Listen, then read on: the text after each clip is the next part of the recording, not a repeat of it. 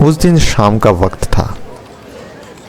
हमारे यमुना पत्रिका के कार्यालय में अचानक शरद चंद्र जी घूमने के लिए आए। उस वक्त काफ़ी सारे लोग थे और उन्हें देखते ही हमारी गप्पेबाजी शुरू हो गई। काफ़ी देर तक गप्पेबाजी चली और बातों ही बातों में कब शाम से रात हो गई पता ही नहीं चला। रात होते ही सब के सब घर जाने के लिए उठने ही वाले थे कि तभी किसी ने कहा कि शरद जी, आज एक अलौकिक कहानी हो जाए। ये बात सुनते ही शरद जी ने हामी भर दी और सभी लोग अपने कान खड़े कर लिए। उन्होंने बोलना शुरू किया, देखो, मैं जिस गांव से हूँ वो गंगा नदी से बहुत दूरी में है। अगर पैदल चलो तो 7 से 8 किलोमीटर, और यहाँ पर था 4 से 5 गांव का एकमात्र शमशान घाट। थोड़ी सी दूर में एक घना जंगल था और यही जंगल सभी लोगों के लिए एक वरदान की तरह था, क्योंकि क्रियाक्रम करने के लिए लकड़ी भी यही से आसानी से मिल जाती थी। बस काटो और लाओ। इसीलिए गांव में अगर किसी की मौत होती थी तो लकड़ी के बारे में सोचना नहीं पड़ता था, और वैसे भी गांव से शमशान घाट तक इतनी दूर लकड़ियां ले जाना कोई मामूली बात नहीं थी। अगर शहर की बात करें तो मामला आसान हो जाता है, बस पैसे फेंको और लकड़ियां हाजिर। लेकिन यहाँ पर एक मुसीबत थी। जंगल से जो हमें लकड़ी मिलती थी वो आसानी से जलती नहीं थी। उसे जलाने के लिए काफ़ी मशक्कत करनी पड़ती थी, तब जाके कुछ होता था। हम लोगों का एक बहुत बड़ा ग्रुप था और हमारे ग्रुप में एक लड़का था जिसका नाम था भोला। बहुत ही हिम्मत वाला था और साथ में शरीर में ताकत भी बहुत थी। इसी वजह से वो किसी से नहीं डरता था। लेकिन एक दिन अचानक भोला के साथ हमारी मुलाकात बंद हो गई। पता चला कि उसकी दादी माँ बहुत बीमार है। एक रात की बात है, जब हम सब लोग खाना खा के सोने चले गए थे, तब अचानक भोला हाजिर हुआ हमारे सामने। उसकी शक्ल देख के हमें पता चल गया कि दादी माँ और इस दुनिया में नहीं रही। भोला ने हमसे कहा कि उसने गांव के सारे लोगों से बात की। सब ने उससे कहा कि जल्द से जल्द लाश की अंतिम संस्कार कर देना चाहिए। अब गांव के लोगों ने सलाह तो दे दी, लेकिन जब काम की बारी आई तब सब के सब गायब। उस रात में 7 से 8 किलोमीटर चल के शमशान घाट में जाना कोई छोटी मोटी बात नहीं। इतनी दूर जाने के लिए आदमी मिलेगा कहाँ। खैर, हम लोगों ने कोशिश की और कोशिश करने के बाद 4 लोग इकट्ठा हुए। तो आखिर में 4 लोग और भोला को लेकर 5 हम सब लोग मिलकर रवाना हुए शमशान घाट की तरफ। आसमान में थोड़े बादल थे, लेकिन चांद की रोशनी भी बहुत थी, इसीलिए चलने में कोई समस्या नहीं थी। लेकिन सबसे बड़ी बात क्या है बताऊं? इतनी घने रात में एक लाश को अपने कंधे पे लेकर सुनसान सड़क से शमशान की तरफ जाते हुए जो एहसास होता है वो कुछ अलग ही है। शमशान घाट में पहुंचने के बाद हमने देखा कि वहाँ पर शमशान यात्रियों के लिए एक घर का बंदोबस्त था।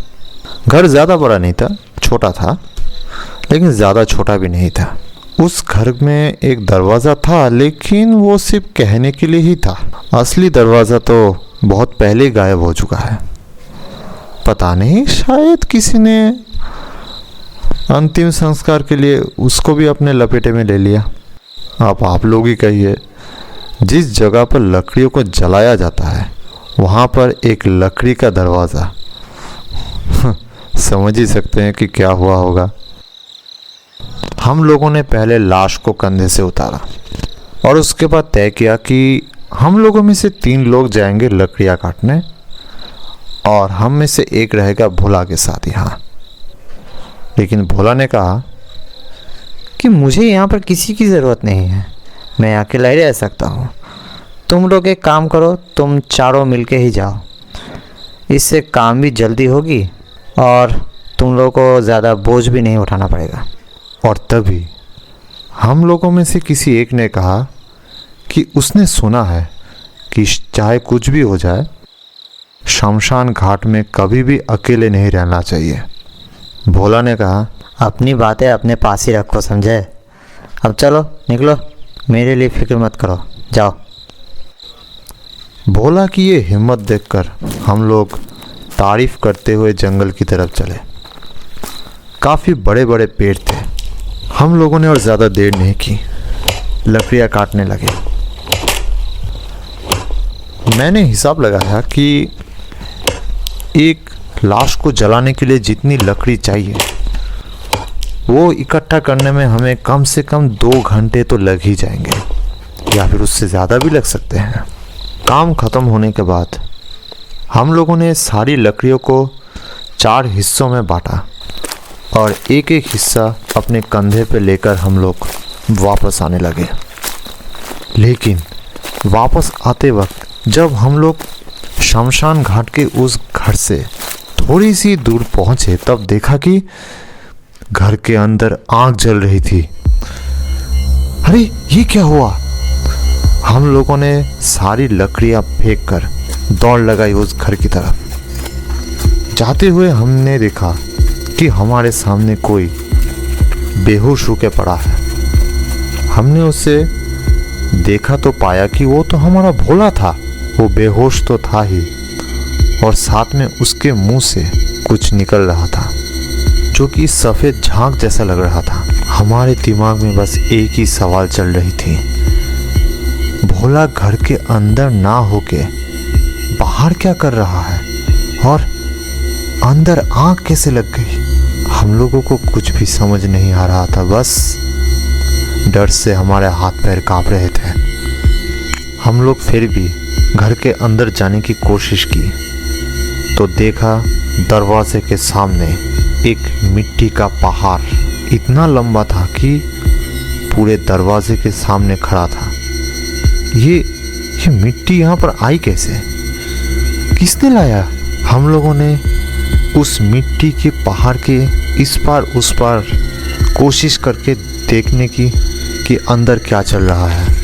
आसपास से हम लोग जितना देख सकते थे देखा और पाया कि अंदर कुछ लकड़ियाँ जल रही थी। वो लाश थी, वो लाश गायब थी, बस वो खटिया जल रही थी। घर के अंदर लकड़ी की रोशनी थी, इसीलिए सब कुछ साफ दिख रहा था, लेकिन वो लाश कहीं नहीं दिख रही थी। हम लोगों ने घर के चारों तरफ अच्छी तरह से देखा, लेकिन सब कुछ साफ था।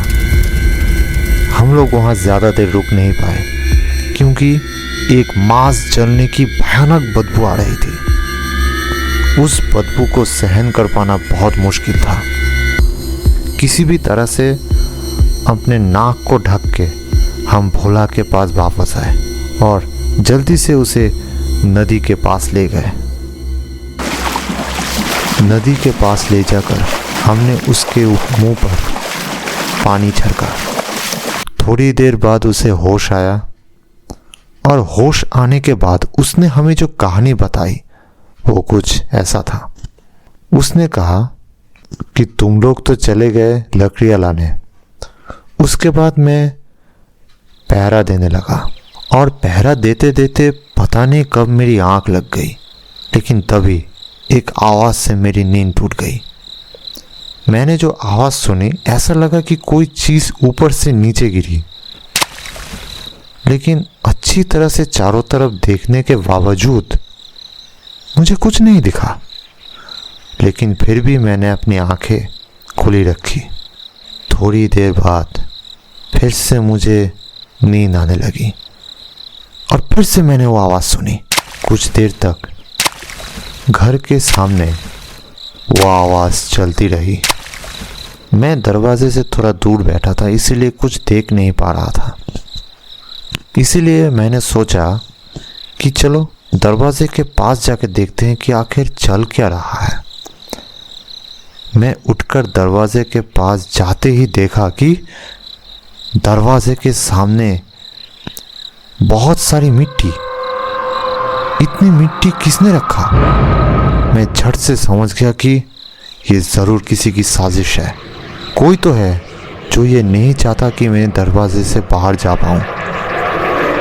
किसी भी तरह उस मिट्टी के पहाड़ को पार करके मैं बाहर आया। बाहर चांद की रोशनी चमक रही थी और उसी में मैंने देखा कि दूर से एक आदमी हाथ में बड़े से मिट्टी का एक गोला लेकर इसी तरफ आ रहा था। सर पे लंबे लंबे बाल थे और उसके हाथ लंबे भी थे। मुझे लगा कि ये ज़रूर कोई पागल होगा, वरना ऐसा काम कोई करता है क्या? ये सोचकर मैं उसके सामने गया और बहुत ज़ोरों से उससे पूछा, ये सब क्या हो रहा है? हाँ, क्या चल रहा है ये सब? मेरी आवाज़ सुनते ही उस आदमी ने मेरी तरफ देखा। अरे बाप रे, क्या आँख थी उसकी! ऐसा लग रहा था कि कोई जलता हुआ कोयला। ये नज़र ना ही किसी इंसान की थी और ना ही किसी जानवर की। ऐसा लग रहा था कि कोई भयानक प्रेत मेरे सामने खड़ा है। और तभी उसने अपने बालों को हिलाते हुए एक बहुत ही भयानक चीख निकाली, जिसको सुनते ही मेरे पूरे शरीर का रक्त ठंडा पड़ गया। जब वो चीख रहा था तब मैंने उसकी दांत भी देखी थी। वो बिल्कुल किसी पशु की तरह दिख रहा था। मैं किसी भी तरह पीछे मुड़कर भागने लगा और तभी मैं सड़क पे गिर गया और गिरते ही मैं बेहोश हो गया। ये सुनने के बाद हम लोग बिल्कुल निश्चिंत हो गए कि भोला को जो दिखा था वो एक पिशाच था। उसकी किस्मत अच्छी थी कि वो जान से बच गया। मैंने सुना था कि बुरे लोगों की प्रेतात्माएं मुक्ति नहीं पाती आसानी से। मौत के बाद उनकी यही प्रेतात्माएं काफ़ी भयानक रूप लेकर वापस आती है। जब भी उन्हें मौका मिलता है तभी वो लोग किसी ना किसी शरीर के अंदर घुस जाते हैं और फिर ऐसा ही रूप लेकर सामने आते हैं। और साथ में ये भी सुना जाता है कि अक्सर इन लोगों को शमशान घाट के आसपास ही घूमते हुए देखा जाता है। सुना जाता है कि ये लोग मरे हुए लाश को खाते हैं। खाने से पहले ये लोग उसको थोड़ा सा जलाते हैं और इससे हमें ये भी समझ में आ गया कि भोला की दादी माँ की लाश कहाँ गई। सच कहूं तो उस दिन उस रात की घटना आज भी मेरे पूरे बदन में रोंगटे खड़े कर देते हैं।